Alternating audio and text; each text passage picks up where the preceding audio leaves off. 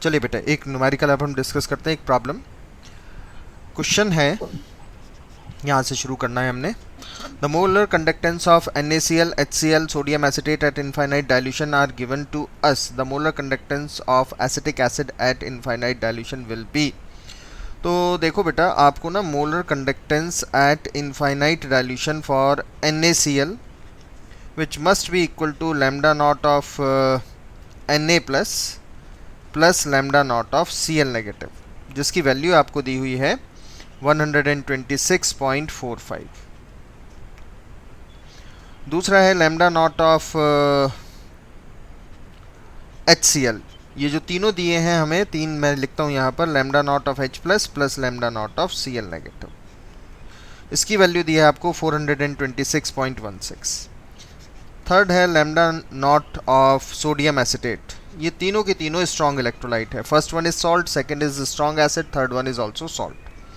और ये होगा lambda not of acetate ion plus lambda not of sodium ion whose value is 91। सभी की यूनिट सेम है, that is Simon centimetre square पर मोल। मोलर कंडक्टेंस आपको इनफाइनाइट डाइल्यूशन पर एसिटिक एसिड की बतानी है। तो lambda not of acetate ion plus lambda not of H plus ion की वैल्यू हमारी क्वेश्चन मार्क हो गई। तो ये फर्स्ट इक्वेशन, ये सेकंड इक्वेशन और ये थर्ड इक्वेशन। बेटा आपको इक्वेशन 1 2 3 को ऐसे अरेंज करना है कि इक्वेशन जो डिज़ायर्ड है, आप इक्वेशन 4 लिख सकते हैं, ये आ जाए। इसके लिए हम क्या करते हैं कि हमें एसिटेट आयन चाहिए और H प्लस आयन चाहिए प्लस में। आपको एसिटेट आयन तो मिल जाएगा तीसरी इक्वेशन से और H प्लस आयन मिलेगा आपको सेकेंड इक्वेशन से, ये दो मिल जाएंगे। तो नेचुरली आपको इक्वेशन 2 और 3 को तो ऐड करना ही पड़ेगा। आपको सोडियम और क्लोराइड कैंसिल करने हैं, तो सोडियम और क्लोराइड कैंसिल करने हैं, तो उसके लिए ज़रूरी है कि आप इक्वेशन 1 को माइनस कर दें। मतलब to get the desired equation 4 हमें इक्वेशन नंबर 2 और 3 को ऐड करना पड़ेगा। बेटा equation number 2 plus 3 minus equation number 1। अब आपके पास है इक्वेशन 2। इक्वेशन 2 है lambda not of acetate ion plus lambda not of Na plus. Equation 3 आ गई, 2 आ गई lambda not of H plus lambda not of Cl negative. और इक्वेशन 1 माइनस करनी है, मतलब minus of lambda not of Na plus minus of lambda not of Cl negative. बस जो term cancel out होती है उनको कैंसिल कर दीजिए। कैंसिल आउट टर्म में है यहाँ सोडियम आयन कैंसिल आउट हो गया और क्लोराइड आयन कैंसिल आउट हो गया, तो आपको इक्वेशन मिल गई। तो आपको यहाँ फाइनली जो रिज़ल्ट बनेगा वो बनेगा 91 plus 426.16 minus 126.45। This should be the answer. देख लो बेटा, एक और न्यूमेरिकल डिस्कस करते हैं। बेटा क्वेश्चन है at infinite dilution the molar ionic conductance of barium and chloride ion are given. Ohm inverse, centimetre inverse, metre inverse. अच्छा यूनिट थोड़ी ठीक है। देखो molar ionic conductance of barium and chloride ion, तो आपके पास सॉल्ट दिया हुआ है बेटा BaCl2, और BaCl2 मिलेगा आपको barium plus 2 ion plus 2 times of chloride ion, ऐसे। तो lambda m at infinite dilution should be equal to lambda of barium ion, अगर हम मोलर कंडक्टेंस निकाल रहे हैं इसकी 0 कंसंट्रेशन पर, plus 2 times of lambda molar conductance of chloride ion at 0 concentration. और बेरियम आयन की वैल्यू आपको दी हुई है 127 और 2 इंटू 76, ये वैल्यू कैलकुलेट कर लीजिए। अगर हम वैल्यू को कैलकुलेट करें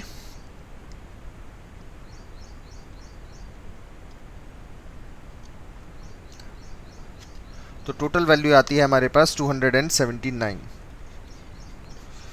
अब हम जानते हैं कि n फैक्टर इसका होगा 2, तो हमारे पास एक रिलेशन होता है lambda EQ by lambda m is equals to यहाँ होता है हमारे पास मोलैरिटी, यहाँ होता है मोलैरिटी इंटू n फैक्टर। याद होगा बेटा इतना point.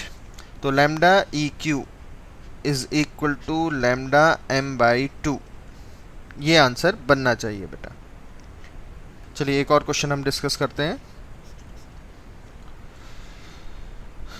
Debye-Huckel-Onsager equation is correct for strong electrolyte at low concentration but not at higher concentration. Explain it. Debye-Huckel-Onsager equation is correct for strong electrolyte at low concentration but not at higher concentration. Explain it. हाँ जी, इसका क्या explanation दें। ये जो result हमें मिलते हैं, जैसे हमारे पास इक्वेशन है Debye-Huckel-Onsager इक्वेशन की, ये तो स्ट्रॉन्ग इलेक्ट्रोलाइट के लिए हमारे पास था मोलर या equivalent conductance versus under root C. Clear है इतना पॉइंट। अब एज सच अगर आप ग्राफ का नेचर देखें तो हमें ग्राफ कुछ ऐसा मिलता था स्ट्रॉन्ग इलेक्ट्रोलाइट के लिए, ठीक, और उसके बाद ये ऐसा हो जाता था। तो अगर कंसंट्रेशन बहुत ज़्यादा होगी बेटा, तो ये ग्राफ अगर हम एक्स्ट्रापोलेट करेंगे तो ये ग्राफ आपको आना चाहिए कुछ ऐसा।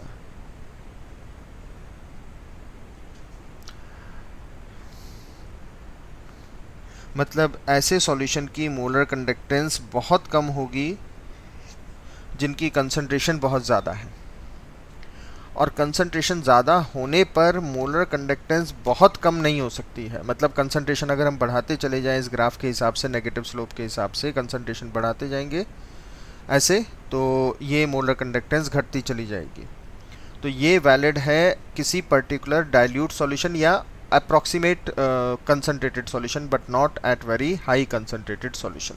क्योंकि ग्राफ क्या कह रहा है बेटा कि जैसे ही आप कंसंट्रेशन बहुत ज़्यादा बढ़ा दोगे वैसे ही मोलर कंडक्टेंस कितनी हो जाएगी। चलिए एक और न्यूमेरिकल हम डिस्कस करते हैं बेटा। आपको गिवन है Fe+3 plus electron gives you the Fe+2, right. और दूसरा है Cerium+4 plus electron gives you the Cerium+3, both are reduction. तो E0 Rp की वैल्यू दी है इसकी सपोज प्लस ऑफ 7.76 वोल्ट, और इसका E0 Rp दिया है आपको प्लस 1.60 वोल्ट, ये वैल्यूज दी हुई है। अब क्वेश्चन हमसे ये पूछे हैं, इस क्वेश्चन में ये बताना है कि would Cerium+3 be oxidised by the Fe+3। Cerium+3 will be oxidise by Fe+3। मतलब ये बना कि अगर हम Cerium+3 को Fe+3 के साथ मिलाएं तो क्या Cerium+4 और Fe+2 हो पाएगी रिएक्शन या नहीं हो पाएगी, बस इतना बताना। अगर हो पाएगी तो फिजिबल होगा, नहीं हो पाएगी तो फिजिबल नहीं होगा, राइट। तो यहाँ से Cerium+3 से +4 में जाना हुआ ऑक्सीडेशन, तो +3 से +4 में जाना हुआ ऑक्सीडेशन, मतलब ये हुआ E0 OP, और E0 OP की वैल्यू अब हो जाएगी -1.60 वोल्ट। फेरिक टू फेरस जाना हुआ रिडक्शन, और इसका E0 Rp आपको दिया हुआ है 0.76 वोल्ट। और अगर ये 0.76 वोल्ट आपको दिया है तो अगर हम इनका E0 सेल निकालें बेटा, तो वो वैल्यू आपको क्या आनी चाहिए, वो वैल्यू आनी चाहिए आपको -1.6 प्लस 0.76। नेचुरली आंसर नेगेटिव आएगा। आंसर अगर बेटा नेगेटिव आया तो सेल फिजिबल नहीं होगा, मतलब Cerium+3 will not be oxidise by the ferric ion. Question है the E0 values of the corresponding following two reduction electrode process are।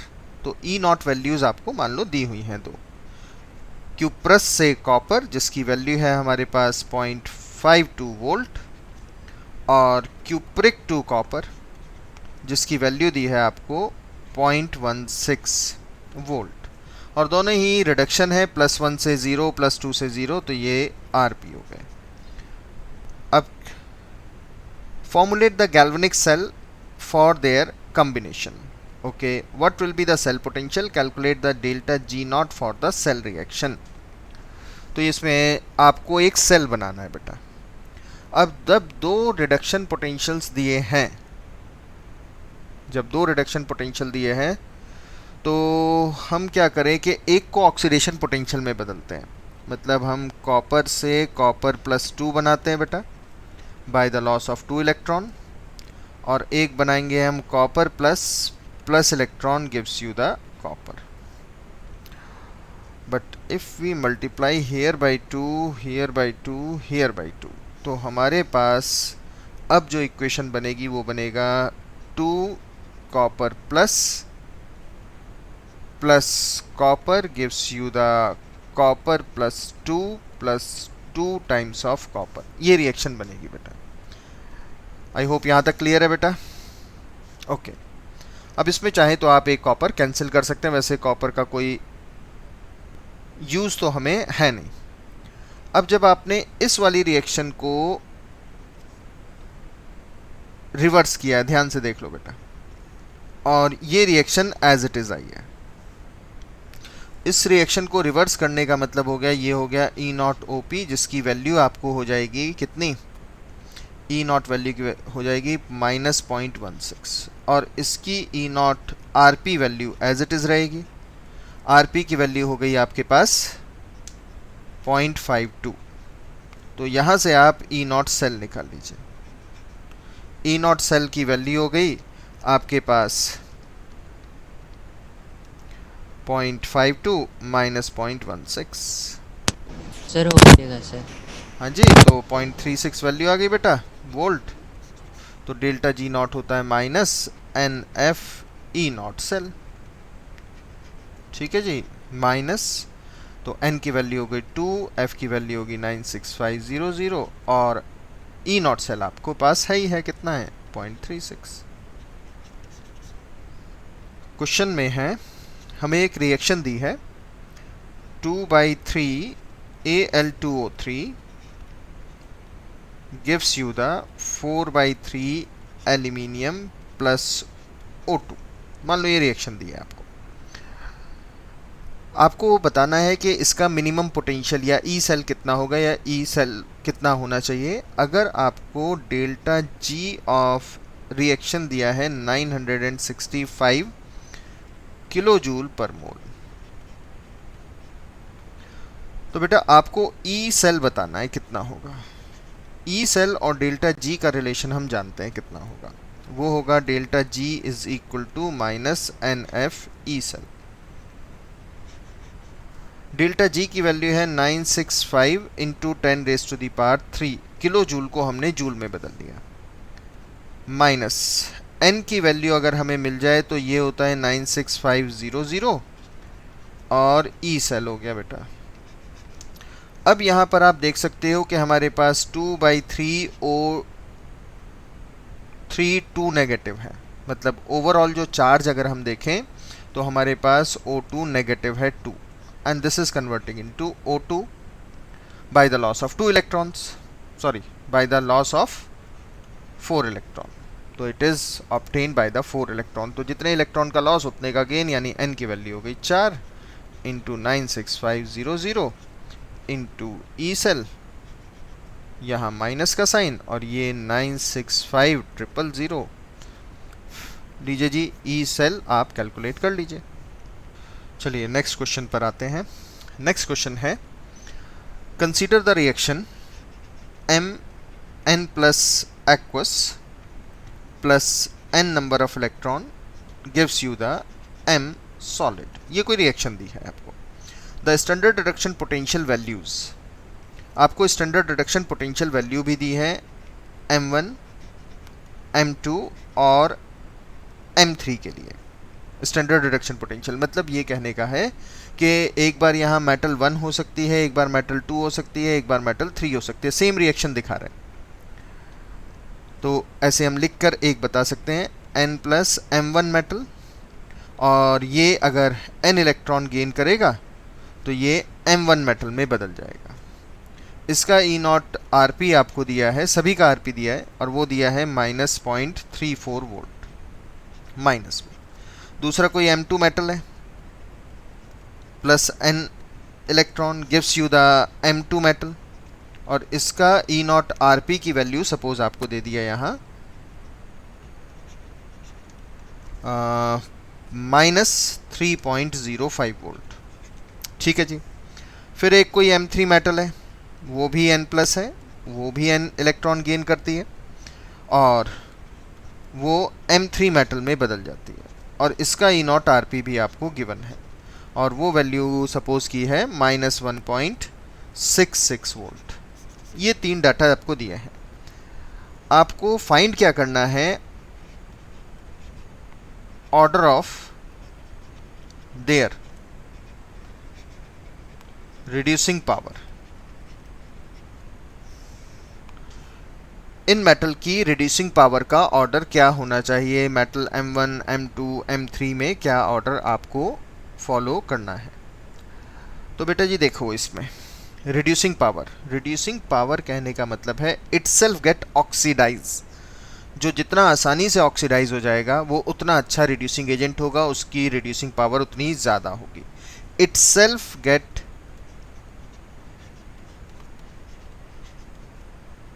Oxidised. अब इटसेल्फ गेट ऑक्सीडाइज का मीनिंग तो यहां हो गया कि ये रिएक्शन बैकवर्ड चले, ये रिएक्शन बैकवर्ड चले और ये रिएक्शन भी बैकवर्ड चले, तभी सब ऑक्सीडाइज होंगी।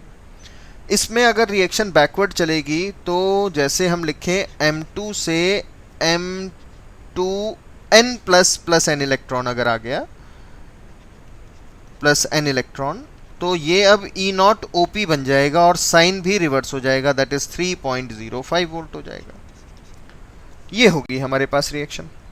तो सबसे ज़्यादा टेंडेंसी है सेकेंड मेटल की रिवर्स होने की, उससे कम टेंडेंसी है हमारे पास थर्ड मेटल की, और सबसे कम टेंडेंसी है हमारे पास फर्स्ट मेटल की रिवर्स होने की।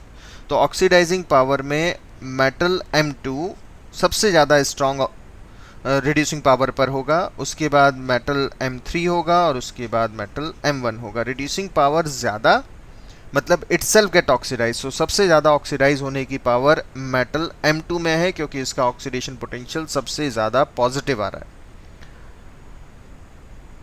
I hope it is clear. चलिए नेक्स्ट पार्ट पर आते हैं। अब एक और क्वेश्चन। एज सच हम जब भी electrolytic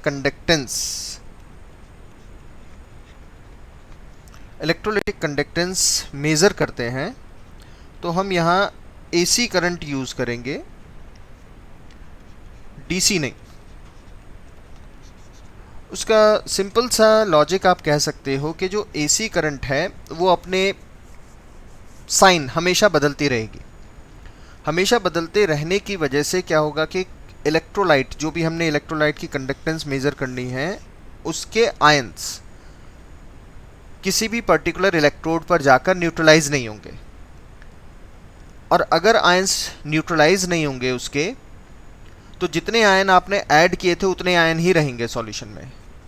if you are using the DC current, तो DC में परमानेंट हमारे पास नेगेटिव और पॉजिटिव टर्मिनल होते हैं। तो इट इज़ क्वाइट पॉसिबल जब हम इलेक्ट्रिकल कंडक्टेंस मेज़र कर रहे हों, तो हो सकता है कि कुछ आयंस, इलेक्ट्रोलाइट के कुछ आयंस न्यूट्रलाइज हो जाएं, अपने अपने इलेक्ट्रोड पर चले जाएं, जिससे उनके आयंस का नंबर कम या ज़्यादा हो सकता है। कि वो क्या रिएक्शन होगी वो अलग बात है, लेकिन नंबर ऑफ आयंस में चेंज। तो उसी चीज़ से बचने के लिए हम AC करंट को यूज़ करते हैं, DC करंट को यूज़ नहीं करते, क्योंकि AC करंट इलेक्ट्रोलाइट की कंसंट्रेशन को चेंज नहीं करता है बेटा। The correct order of the electrolytic conductivity of the following aqueous solution is, देखिए बेटा, आपके पास एक है एसिटिक एसिड, दूसरा है क्लोरोएसिटिक एसिड, तीसरा है फ्लोरोएसिटिक एसिड, और नेक्स्ट है डाईफ्लोरोएसिटिक एसिड। एज सच अगर हम देखें तो कार्बोक्सिलिक एसिड वीक एसिड की कैटेगरी में ही आते हैं, लेकिन ये सब्स्टिट्यूटेड हैं। सभी की कंसंट्रेशन बराबर दी गई है बेटा, 0.1 मोलर। आपको बताना है कि इसमें सबसे ज़्यादा इलेक्ट्रिकल कंडक्टेंस किसकी होगी, सबसे कम किसकी होगी, या बराबर भी कोई हो सकता है तो कौन सा होगा। अब इलेक्ट्रिकल कंडक्टेंस हम ऑलरेडी डिस्कस कर चुके हैं, 3 फैक्टर पर डिपेंड करता है। Number of ion first of all, the mobility and the type of ion. अब हम पहले ही पॉइंट को यूज़ करते हैं, नंबर ऑफ आयन। इसमें आपको मिलेगा acetate ion plus H plus ion, और क्योंकि वीक इलेक्ट्रोलाइट है तो ये रिएक्शन रिवर्सिबल भी होगी। इनफैक्ट सभी रिएक्शन रिवर्सिबल हैं।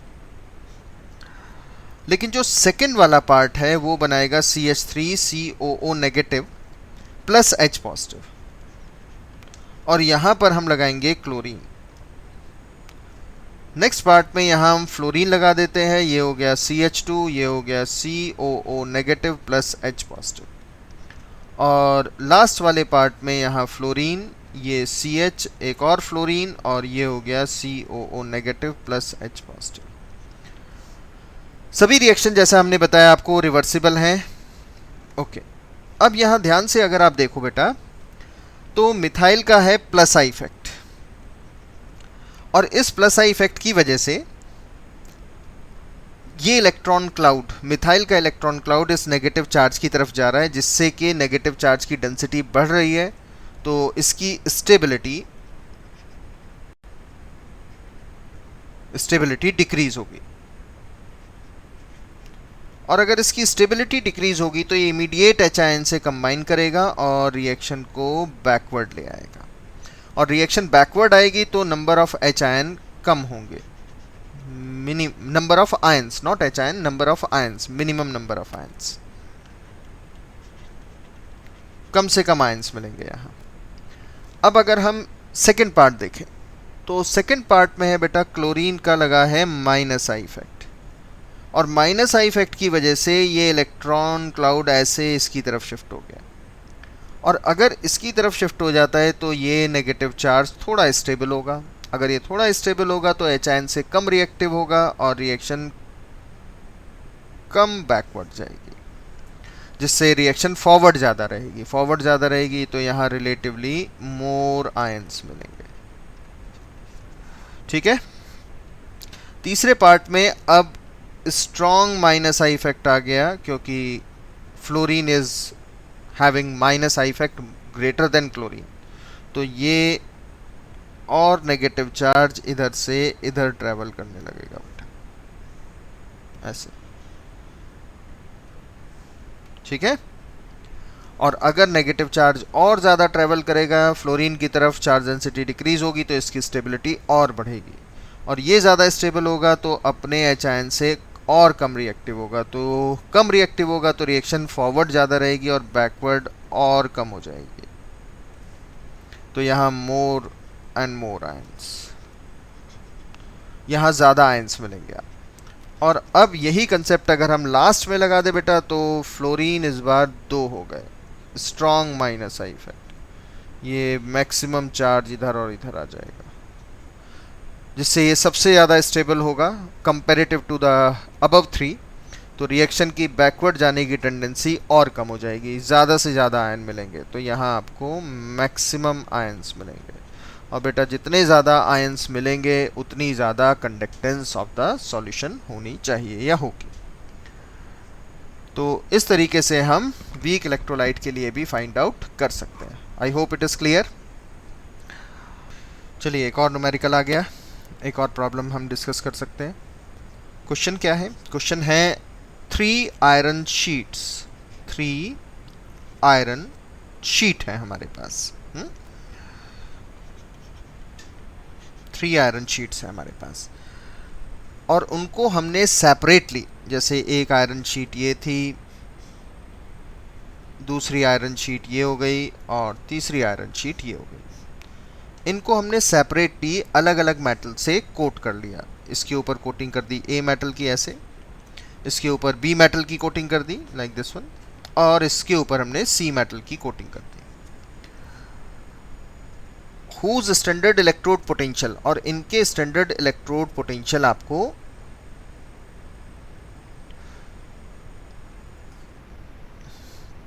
दिए हुए हैं। अब स्टैंडर्ड इलेक्ट्रोड पोटेंशियल अगर दिए हैं तो हम मानकर चल लेते हैं कि ये व्हाट आर गिवन,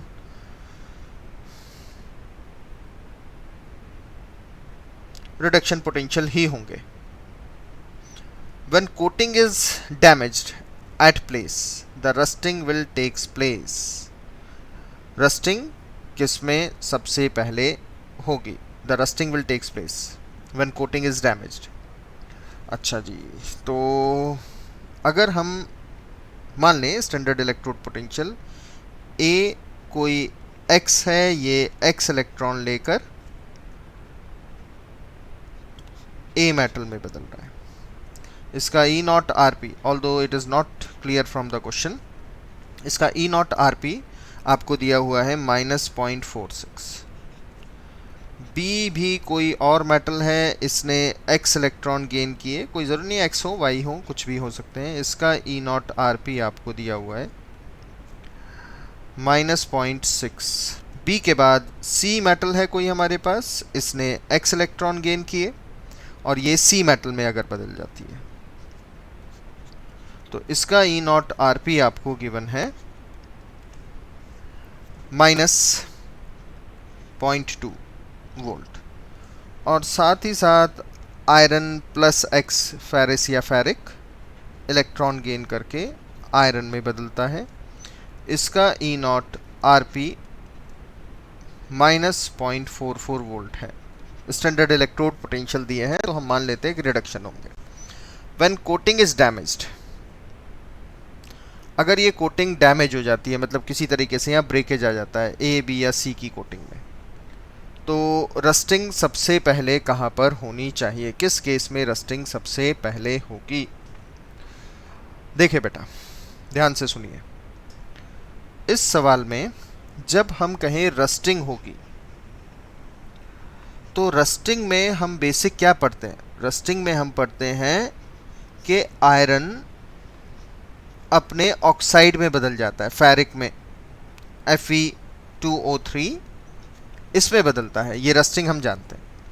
मतलब जब रस्ट लगेगी तो ये रिएक्शन इधर से इधर चलेगी बेटा, और जब ये रिएक्शन Fe से Fe+2 की तरफ चलेगी या +x की तरफ चलेगी या +3 की तरफ चलेगी तो इसका E नॉट OP बन जाएगा +0.44 वोल्ट, जो कि एक एनोड का काम करेगा, ऑक्सीडेशन हुआ। और अगर इसके कोई इलेक्ट्रॉन गेन करने के लिए तैयार बैठा है तो सेल बन जाएगा, और सेल बन जाएगा तो रस्टिंग इमीडिएट फास्ट होगी, क्योंकि आयरन से आयरन प्लस x बनेगा, और ये x इलेक्ट्रॉन अब देखना ये है कि इनमें से कौन सा एलिमेंट ले सकता है। तो अगर Cx+ ने x इलेक्ट्रॉन लेकर C बना दिया बेटा, C बना दिया, तो ये बन गया हमारा E नॉट आर पी, और ये E नॉट आर पी बना हमारे पास कितनी वैल्यू? -0.2 वोल्ट। तो अगर हम सम अप करें तो हम सेल बना सकते हैं इसमें, और एक बार अगर हमने सेल बना लिया इसका तो सेल स्पॉन्टेनियस होगा। अब अगर यही पार्ट हम मान लें B में देखें, B+x इलेक्ट्रॉन, B+x इलेक्ट्रॉन, तो ये B बनाता होगा। इसका E नॉट आर पी कितना है बेटा? इसका E नॉट आर पी है हमारे पास -0.6 वोल्ट। अगर आप इन दो को कंपेयर करें तो आप इससे मिलाकर सेल नहीं बना सकते, क्योंकि E नॉट सेल की वैल्यू नेगेटिव आएगी, और A वाले पार्ट में भी सेम कंडीशन होगी बेटा, A वाले पार्ट में भी सेम कंडीशन होगी, वो वैल्यू क्या होगी? माइनस। मतलब सेल का कंस्ट्रक्शन सिर्फ किसके साथ हो सकता है? आयरन का C+ के साथ हो सकता है, और किसी के साथ नहीं हो सकता।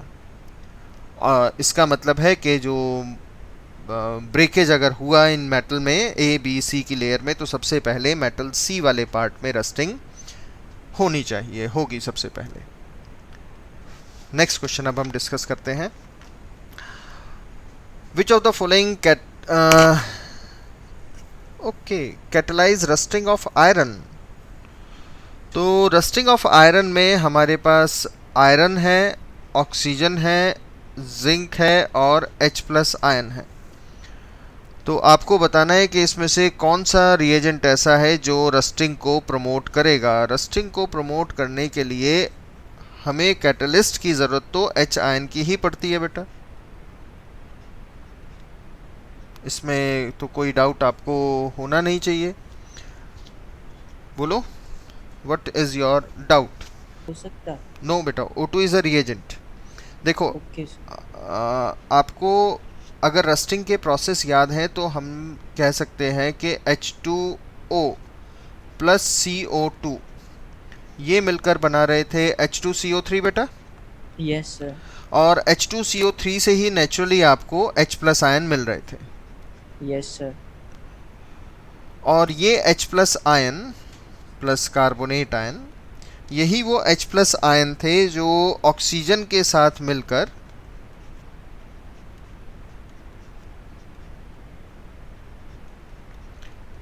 H2O में बदल गए थे। क्लियर है इतना? Yes sir. ओके, अब ये जो H प्लस आयन बने ये यूज भी हुए। Yes sir. और अगर आपको सेकेंड लास्ट या लास्ट रिएक्शन भी याद है तो उसमें हमने लिखा था Fe plus 2 plus 4H2O plus O2, 4H2O plus O2, remember? Yes sir. और इससे आपको Fe2O3 मिल गया था yes sir. Plus 8H plus. Yes तो ये जनरेट हो रहे हैं, कंज्यूम हो रहे हैं, जनरेट हो रहे हैं, कंज्यूम हो रहे हैं, तो therefore they can act as a catalyst. देखिए नेक्स्ट क्वेश्चन में हमारे पास एक सेल है बेटा, मैग्नीज MnCl2 MnCl2 और HCl O2 और प्लैटिनम का कैटलिस्ट है, सॉरी प्लैटिनम का इलेक्ट्रोड है। गिवन है E not values, Mn plus 2 से Mn की फॉर्मेशन, और ये है -1.185। और दूसरी एक और रिएक्शन दी है O2 plus 4H plus plus 4 electrons gives you the 2H2O,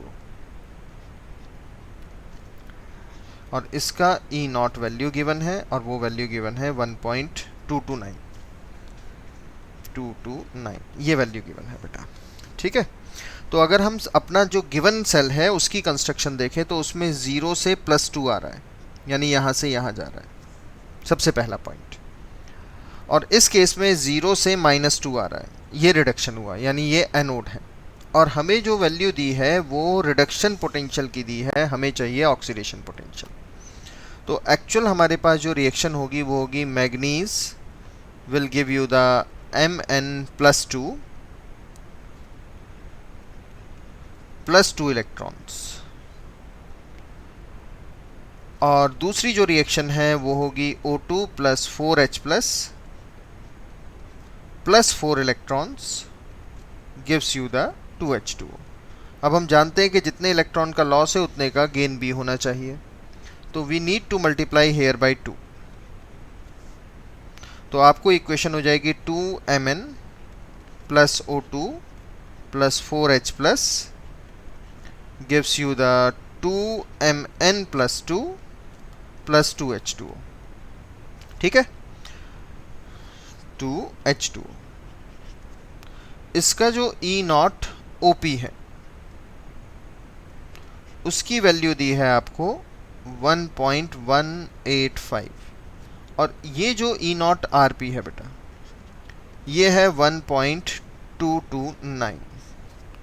तो इन दो के अलजेब्रिक सम से 1.185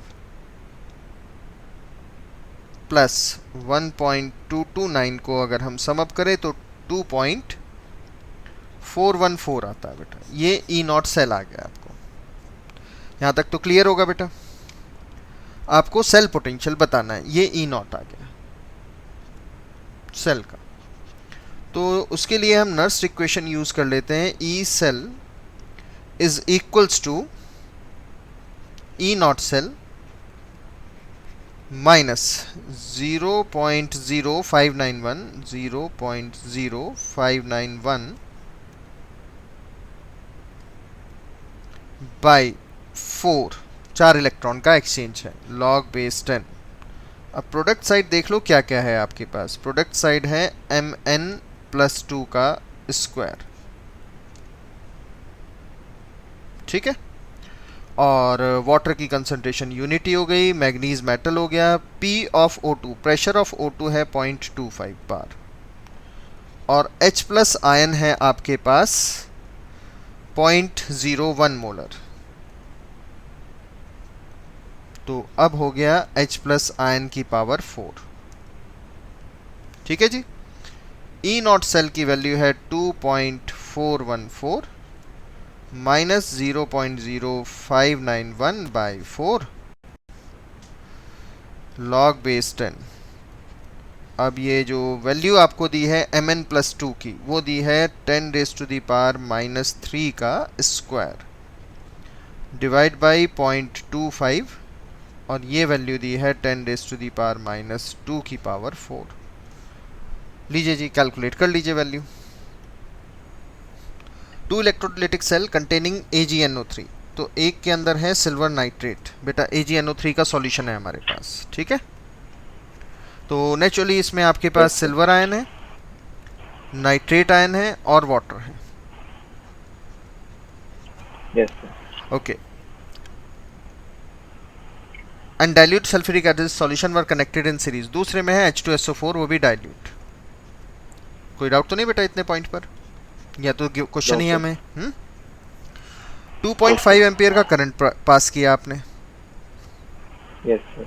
अब ये जो 2.5 एम्पियर का करंट आपने पास किया, उससे 1.078 ग्राम सिल्वर डिपॉजिट हो गई। नेचुरली सिल्वर डिपॉजिट होगी कैथोड पर, ठीक है। Yes okay. Yes the total weight of oxygen that get liberated in the process is, ये तो कैथोड पर आपको मिल ही गया, ठीक है बेटा। Yes sir. अब यस सर। एनोड, एनोड पर जाने के लिए बचे हैं हमारे पास nitrate ion and the water. Naturally water पहले जाएगा, कोई डाउट तो नहीं इतने पॉइंट पर। और यहाँ से इलेक्ट्रॉन लूज करके ये किस में बदल जाता है, 4H plus ion plus O2 plus 4 electrons. Clear है इतना पॉइंट? Yes sir. तो यहाँ से आपको ऑक्सीजन मिलेगी। Yes sir. ओके। अब इधर आ जाओ डाइल्यूट सल्फ्यूरिक एसिड पर।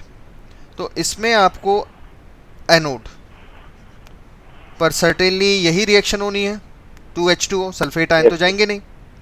2H2O gives you the 4H plus O2 plus 4 electron, 4H plus O2 plus 4 electrons। तो मतलब ये हुआ कि आपको एनोड पर ऑक्सीजन पहले वाले सेल में भी मिलेंगे और दूसरे वाले में भी मिलेंगे।